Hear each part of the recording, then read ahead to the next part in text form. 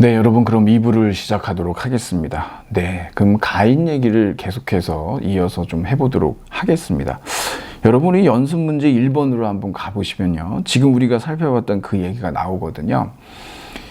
가인이 기분이 좋았던 이유는 당연히 뭐겠습니까? 그리고 우리가 일상에서 이런 것들을 경험하기 쉽죠. 일단 20%, 20%잖아요. 20%가 삭감됐다가 20%가 인상된다라고 얘기하니까, 전혀 너무 이건 정말 기분 좋다 이렇게 됐는데, 기분이 좋았던 거는 그러니까 결국 봉급이 내가 본래 받던 100만 원을 받게 될 것이다 라는 생각을 했었기 때문인 거죠. 이것은 여러분 아시다시피 제대로 된 어떤 사고 과정이 아니다라고 하는 걸 알 수가 있죠. 그래서 우리가 이러한 사고를 했다 하더라도 여기에 대해서 논리적으로 접근해 본다라고 하는 것은, 이것은 잘못된 사고 과정이다라고 우리가 얘기할 수 있어야 된다는 거거든요.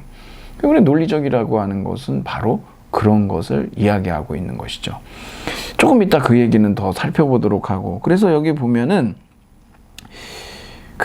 전제 1, 2, 3이 있는데 가인이 여기에서 전제 5라고 해가지고 이제 같은 봉급을 받게 될 것이다 라고 결론을 내리는데, 그럼 뭐가 잘못돼서 이러한 결론을 내리게 됐겠느냐 그러면 4번에서 1, 2, 3번은 같잖아요, 여러분.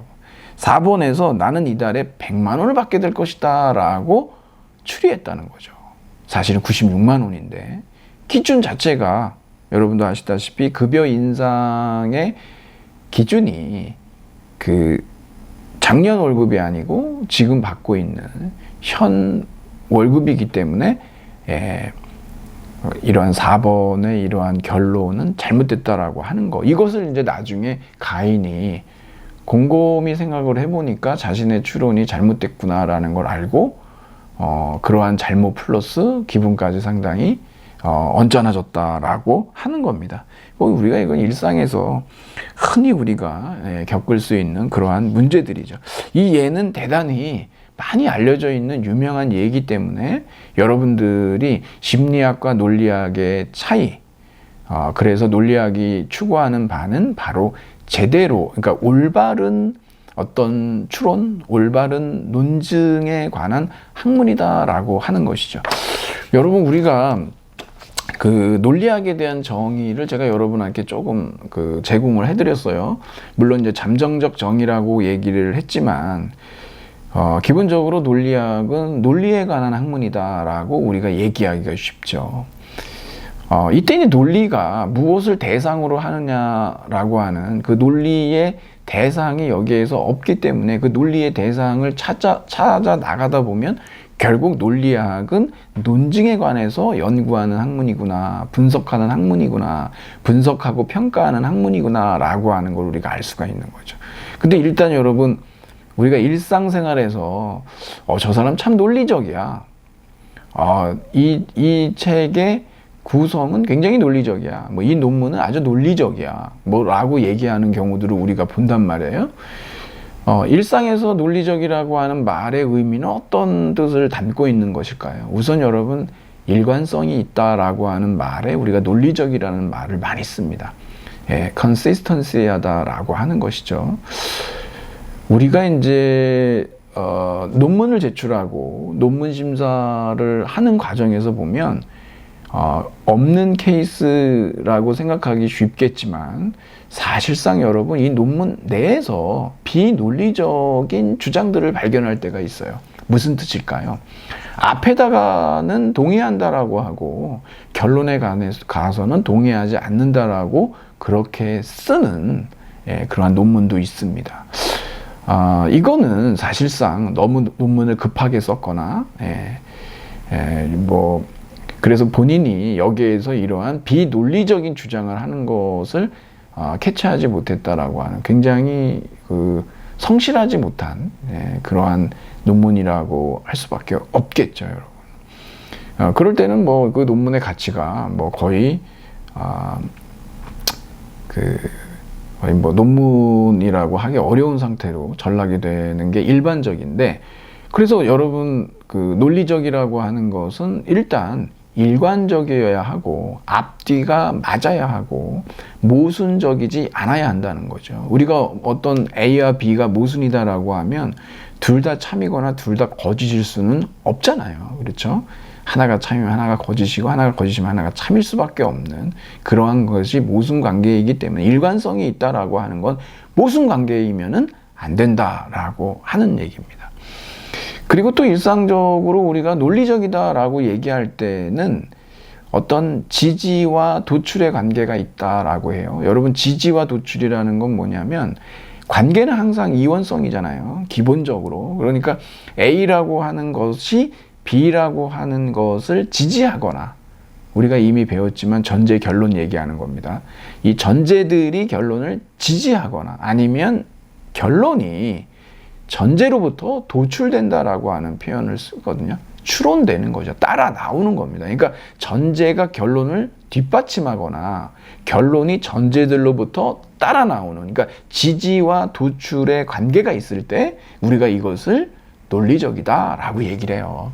그러니까 여러분이 논리적이라고 하는 그 말에 일상적인 의미로서의 두 가지를 여러분들이 한번 잘 알아두시면 좋겠습니다. 그러면 논리학이라고 하는 건 논리에 관한 학문이다 그랬는데, 안타깝게도 이 논리라고 하는 것은 하나의 어떤 그 대상이라고 하기보다는 기능과 작용에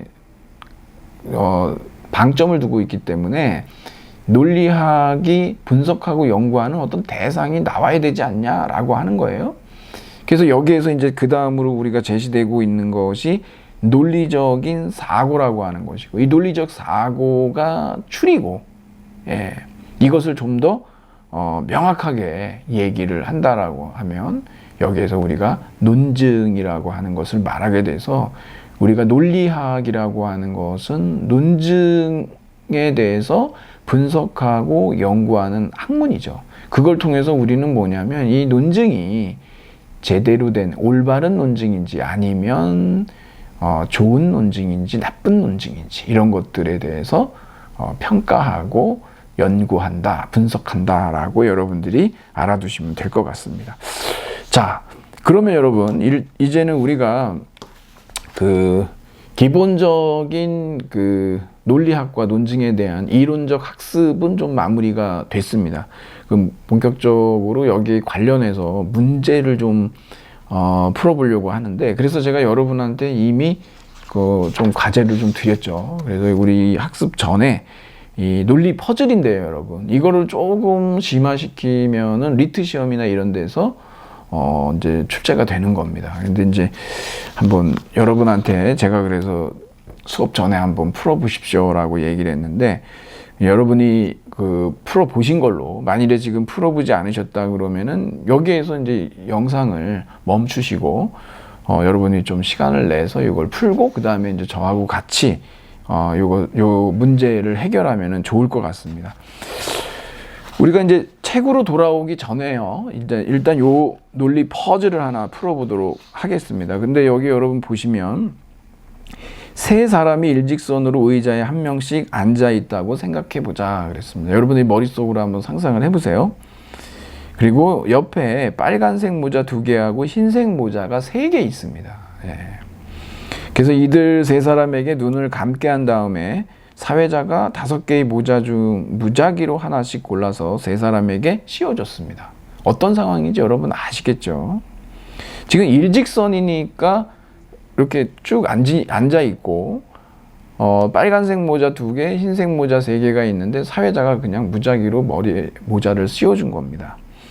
그리고 세 사람한테 눈을 뜨게 한 후에 각자 앞 사람을 보면서 자신의 머리 위에 씌워진 모자의 색깔을 맞춰보라는 과제를 주었대요. 여러분 여기까지 이제 어떻게 이게 이루어졌는지 상상이 가시죠? 우린 뭐 이렇게 하면 모자 보면 뭐 색깔 다 나오지 않나 싶은데, 자기가 쓰고 있는 모자의 색깔을 인지하지 못할 어떤 조건들을 좀 만들었겠죠. 좋습니다. 어찌됐든. 그랬더니 맨 뒤에 있는 사람, 뒤에서부터 A, B, C라고 하자는 거예요. 그러니까 맨 앞에 있는 사람이 C고 B고 A가 되겠죠. 그렇게 놓고서 한번 보는 거죠. 자, 자, A는 앞에 두 사람을 보더니 자신의 모자 색깔을 모르겠다라고 했다. 맨 뒤에 있는 A는요, 앞에 두 사람 B하고 C의 모자를 보고서는 자기 모자 색깔이 뭔지 모르겠다라고 얘기했다는 겁니다. 그럼 여러분, 여기에 우리가 이걸 통해 가지고 무엇을 알 수가 있냐 그러면, 기본적으로 여러분, 이 문제는 두 가지 조건이 있습니다. 거기에서부터 이 사람이 난 내 모자 색깔 모르겠어 라고 하는 어떤 결론을 도출하는 거죠.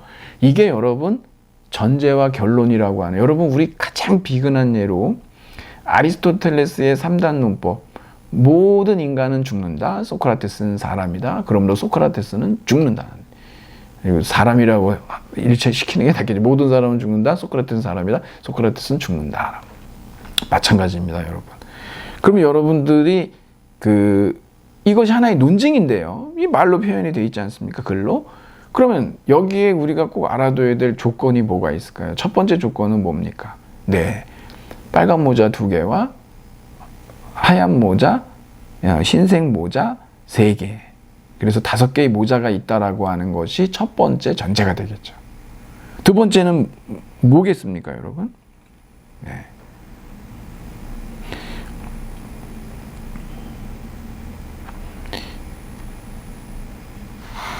그 다음에 여기에서 이제 우리가 알 수 있는 건 뭐냐면, 지금 A라고 하는 맨 뒤에 있는 사람이 뭐라고 얘기합니까? 자기의 모자 색깔을 모르겠다라고 얘기를 하는 거. 예. 그리고 그 말을 들은 다음 사람인 B도 앞에 앉아 있는 C를 보더니 역시 자신의 모자 색깔을 모르겠다고 말했다 그랬죠. 그러니까 뭐냐면, A와 B가 자신의 모자 색깔을 모른다라고 말했다는 이 조건.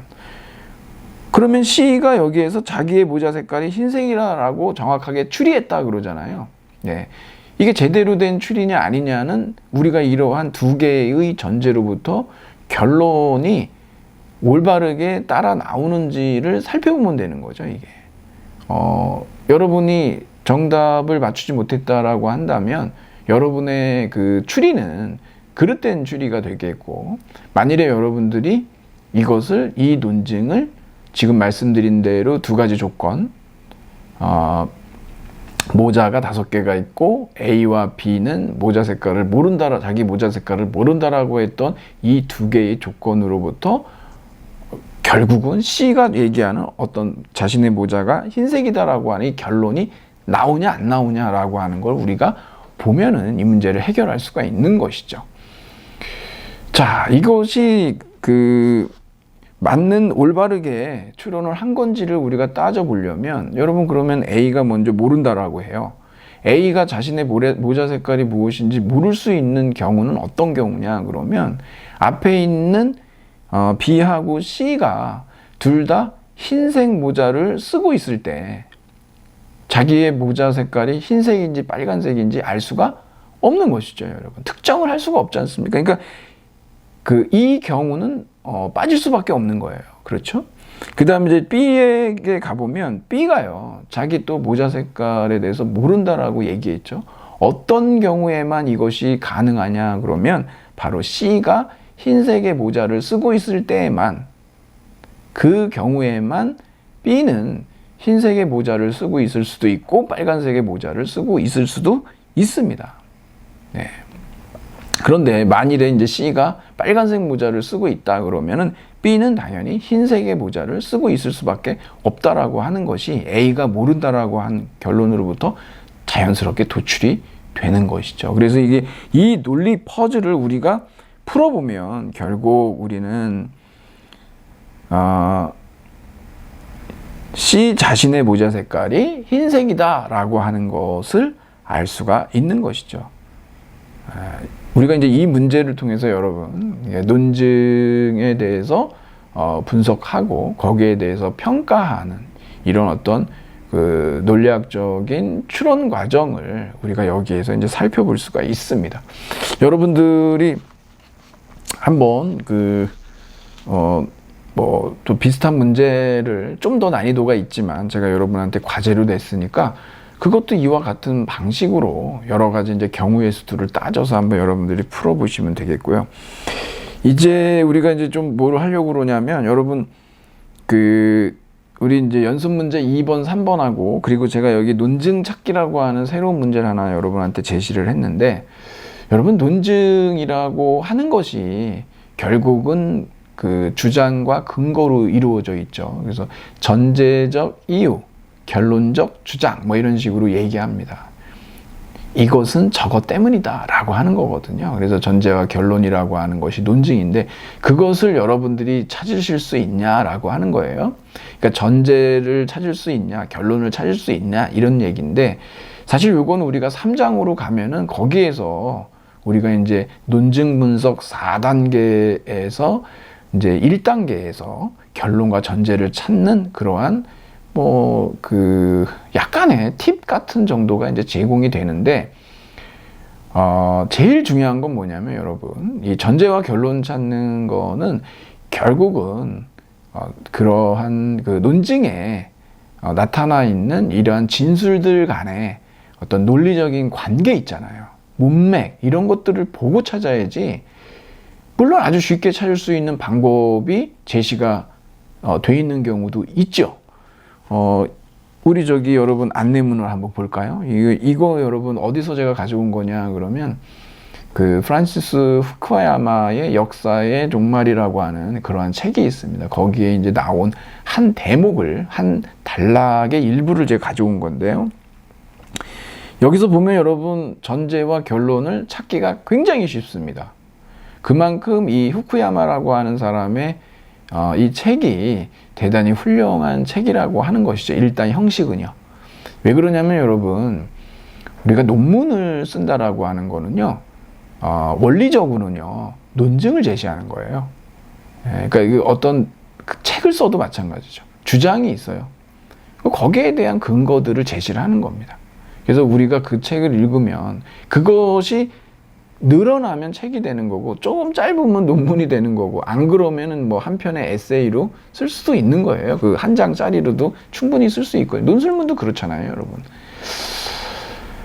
근데 만일에 이것이 그렇게 이제 어떤 논리적인 측면을 제대로 드러내고 있지 않다라고 하면 이건 논문으로서 가치가 없는 거죠, 여러분. 멤버 유지입니까? 좀 어려운데 그건. 자, 여러분 여기에 그 논증 찾기를 여러분들이 가만히 보시면 아주 쉽게 우리가 알 수 있는 게 맨 마지막 줄에 두 번째 보면 따라서 그래요. 자유민주주의는 역사의 종말이 된다. 이렇게 얘기하거든요. 이 따라서라고 하는 것은 뭐냐면 결론지시여 그래가지고 뭐 그러므로 따라서 이런 말이 나오면 그 뒤에 나오는 게 결론이에요. 그러니까 이 사람의 결론적인 주장은 뭐냐면 자유민주주의는 역사의 종말이다. 이 사람이 말하는 종말은 나쁜 의미가 아닙니다. 그러니까 여기 지금 앞에서 나오지만 본인이 생각할 때 자유민주주의라고 하는 이 정치 형태야말로 인류 역사의 끝점이다라는 얘기예요. 그것에 대해서 동의할 거냐 말 거냐는 다른 문제예요, 여러분. 적어도 이 프란시스 후쿠야마라고 하는 사람이 가지고 있는 기본 아이디어는 이 사람이 이제 헤겔이나 마르크스의 역사관을 그대로 받아들이고 동의하거든요. 그러니까 이 사람에게 역사는 뭐냐면 기승전결이 있어요. 하지만 그 역사관은 꼭 그것만 있는 건 아니에요. 지금 이제 우리에게 많이 논의되고 있는 포스트 모던 역사학에서는 그러한 결이 없어요. 그렇게 얘기할 만한 어떤 그 내러티브도 없고요. 그렇기 때문에 이 사람의 주장은 자기는 해결주의자다. 결국에 그 역사의 발전은 절대 정신의 자기 전개고, 자유의 실현, 이런 식으로 이제 이렇게 주장을 하기 때문에 이런 얘기를 하는 거죠. 전제 1은 뭐라고 할 수 있을까요? 여러분, 여기도 이렇게 나와 있지만, 결국 자유민주주의의, 자유민주주의라는 정부 형태는, 정부 형태 중에서 이제 정체성을 갖는다. 정통성을 갖는다. 또한 자유민주주의가 인류의 이데올로기 진화의 종점이다. 그러므로 자유민주주의는 역사의 종말이다. 이게 현실 자유주의가 무너지면서 프란시스 후쿠야마가 결국 서구의 자유민주주의, 야, 이거야말로 엄청난 정말 복음 아니겠냐 이러면서 아주 그냥 샴페인을 터뜨리고 이런 주장을 했는데, 여러분이 지금 보셔서 아시겠지만 아프가니스탄에서 미국은 시작부터, 그리고 시작도 실패했고 끝도 실패했습니다. 졌거든요. 예. 사실상 그 자유민주주의라고 하는 정치 형태를 그 한 나라의 문화나 전통, 그 사람들의 어떤 그 삶의 과정들을 고려하지 않고 그냥 그 장기 이식하듯이 이식한다고 살 수 있는 건 아니다. 사람에게 이식을 해도 거기에 대해서 거부 반응이 있는데, 이 뭐 엄청난 오랜 세월 동안에 그들이 갖고 있는 어떤 문화적인 어떤 거의 문화적인 본성이라고 그래야 될까요? 이런 것들을 무시하고 뭐 이게 좋으니까 이걸로다가 체인지하자. 쉬운 문제가 아니고 대단히 어리석은, 오만함의 발로일 수밖에 없다라고 우리가 볼 수밖에 없는 것이죠. 그렇죠? 그러한 지금 이제 자유민주주의가 미국에서 위기에 빠진 이유도 가만히 우리가 들여다 볼 필요가 있는 겁니다. 그래서 여러분 한번 살펴본 거고, 여러분들이 그냥 이게 이제 전제 결론, 이게 쉽게 찾을 수 있는 그러한 저희 논증을 하나 제가 소개해 드린 거예요. 책으로 볼게요. 2번으로 여러분 가보시면 다음 논증의 최종 결론은 뭐냐 그랬는데, 여러분 결론이면 결론이지 최종 결론이 뭘까 그러는데, 여러분 어떤 논증을 보면요, 그 논증의 결론이 몇 개 있느냐에 따라서 논증의 개수가 드러나요. 결론이 2개면 논증이 2개예요. 그러다 보니까 최종 결론이라는 건 뭘까요? 최종 결론 말고 그 전에 어떤 중간 결론 내지는 부속 결론이 있다는 얘기죠. 맞아요, 여러분. 논증이 몇 개가 서로 결합된 겁니다. 이게 연쇄 논증이라고 얘기를 해요. 그러면 여러분들이 자연과학의 특징인 정확한 예측력은 탐구 현상들을 수학적 표현으로 단순화함으로써 가능했던 것으로 보인다. 일부 사회과학자들 역시 정확한 예측을 원했고, 그래서 이게 이제 결론 지시어예요. 똑같은 단순화 작업을 해야 한다고 주장했다. 그러면 어떻게 됩니까? 기억하고 니은이 디귿을 지지해 주죠. 자연과학의 수학화, 사회과학의 수학화, 예측력을 위해서요. 그래서 이렇게 똑같은 단순화 작업을 해야 한다고 주장했다. 근데 하지만 이것은 실수다. 왜 그러냐? 그러면 이렇게 하면 쉽게 수량할 수 없는 자료들을 소홀히 다룰 수밖에 없기 때문에 사회 현상이 왜곡되는 결과가 초래된다. 그럼 여러분들이 이것을 읽고 전제가 뭐고 결론이 뭔지, 그리고 이제 부속 결론이 뭐고 최종 결론이 뭔지, 사실 이런 우를 우리가 학문하면서 많이 범하게 되거든요. 자연과학의 특징인 환원주의. 하지만 이 사회과학은 그렇게 인간은 굉장히 복잡하잖아요. 이 인간 사회도 그러고 수학적으로 딱딱 떨어지지가 않습니다. 그러니까 여러분들이 지금 우리가 논리학을 공부하면서 꼭 알아두셔야 하는 것이 뭐냐 그러면, 제가 사고의 윤리학이라고 그랬잖아요. 논리학이요. 여러분, 사람이 이렇게 윤리적으로 사나요? 그렇게 하면 나쁘다라고 알아도 이 세상은 그렇지가 않죠. 그러니까 논리학이라고 하는 것은 인간의 사유의 한 부분에 대한 설명이지 인간 전체에 대해서 설명을 해줄 수는 없어요. 인간은 미친 짓도 많이 하잖아요. 인간은 그렇게 탁탁 떨어지게 하질 못해요. 그러니까 여러분들이 대신에 이 논리학이라고 하는 것을 우리가 알아두면 현실 속에서 얼마나 유용하게 잘 쓸 수 있냐 그러면, 우리는 멤버 유지 논문이 좋은 논문인지 나쁜 논문인지를 단박에 알 수가 있어요. 왜냐하면 우리는 논증이 올바른 논증인지 좋은 논증인지에 대해서 분석하고 연구하는 이런 논리학을 공부했기 때문에 이건 논문도 아니야 라고 얘기할 수 있는 그러한 해안이 생긴다는 얘기예요. 그리고 여러분들의 주장을 아주 올바른 논증으로 주장하는, 그래서 다른 사람들에게 대단한 지적 설득력을 여러분들이 가져오게 할 수 있는, 주장을 할 수 있는 능력이 생긴다는 거죠. 그런 장점들이 있습니다. 예. 그러니까 여기에서 지금 등장하는 이 내용들을 여러분들이 살펴보시면은, 여기 이제 기역, 니은이 디귿을 결론적으로 지지하면서 이 디귿하고 미음이요. 비읍이 있죠. 그러니까 이렇게 되면 사회 현상이 왜곡되잖아요. 그러니까 어떻게 됐습니까? 이건 실수다라고 하는 것이 최종 결론입니다. 그래서 리을이 이 글의 최종 결론이 되겠습니다. 그리고 이제 부속 결론은 B도 부속 결론이고, 그 다음에 디귿도 부속 결론이에요. 이것에 대해서는 사실상 우리가 3장의 1절 부분에 이 연습 문제를 갖다 집어넣어 놓으면 여러분들이 되게 쉽게 푸실 수가 있는데, 여기 이제 앞에 이렇게 나오니까 학습이 되어 있지 않은 상태에서 이걸 어떻게 풀어야 되지? 라고 당혹스러워 하실 수도 있는데, 미리 여러분들이 이렇게 맛보시는 것도 나쁘지 않습니다. 전제들을 찾고 결론을 찾는 거. 이 관계는 지지와 도출의 관계가 있다라고 말씀을 드렸죠.